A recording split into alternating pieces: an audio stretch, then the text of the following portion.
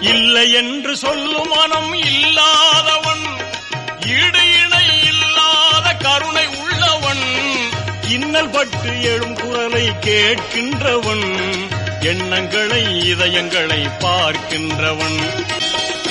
ஆசையுடன் கேட்பவர்க்கு அள்ளித் தருபவன், அல்லல் துன்பம் துயரங்களை கிள்ளி எறிபவன், பாசத்தோடு யாவரையும் பார்க்கின்றவன், பாவங்களை பார்வையினால் மாய்க்கின்றவன், தேடும் நேயர் நெஞ்சங்களில் குடியிருப்பவன்,